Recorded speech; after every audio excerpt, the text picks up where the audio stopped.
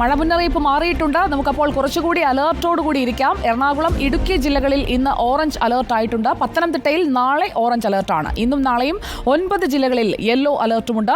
ഏറ്റവും പുതിയ കാലാവസ്ഥാ മുന്നറിയിപ്പുമായി നമുക്കൊപ്പം ചേരുന്നു അഷിൻ ഡിയാഗോ തിരുവനന്തപുരത്ത് നിന്ന്. Good evening Ashin Diego. മഴ മുന്നറിയിപ്പിൽ മാറ്റമുണ്ട്.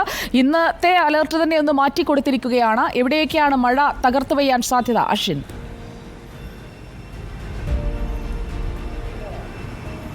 സുജിയ, നിലവിൽ മഴ അലേർട്ടിൽ വീണ്ടും ഒരു മാറ്റം വന്നിട്ടുണ്ട് എന്നുള്ളതാണ് ഏറ്റവും പ്രധാനപ്പെട്ട കാര്യം. കാരണം വരുന്ന 5 ദിവസങ്ങളിൽ വീണ്ടും മഴ പെയ്യും എന്നുള്ളതാണ്. പക്ഷേ കഴിഞ്ഞ ദിവസങ്ങളിലേതുപോലെ എല്ലാ ജില്ലകൾക്കും ഈ മഴ മുന്നറിയിപ്പ് നൽകിയിട്ടില്ല. പകരം 2 ജില്ലകളിൽ ഇന്നും 1 ജില്ലയിൽ നാളെയുമാണ് ഇപ്പോൾ ഓറഞ്ച് അലേർട്ടിന് സാധ്യത കൽപ്പിക്കുന്നത്. അതിൽ ഇന്ന് ഇടുക്കി, എറണാകുളം ജില്ലകളിലാണ് ഓറഞ്ച് അലേർട്ട് പ്രഖ്യാപിച്ചിട്ടുള്ളത്. നാളെ പത്തനംതിട്ട ജില്ലയിലാണ് ഈ ഓറഞ്ച് അലേർട്ട് പ്രഖ്യാപിച്ചിട്ടുള്ളത്.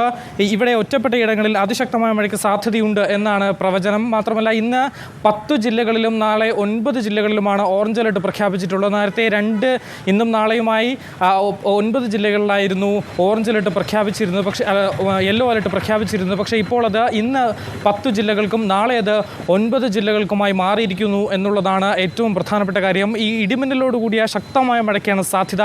അതിനോടൊപ്പം തന്നെ അതിശക്തമായ കാറ്റിനും സാധ്യതയുണ്ട്.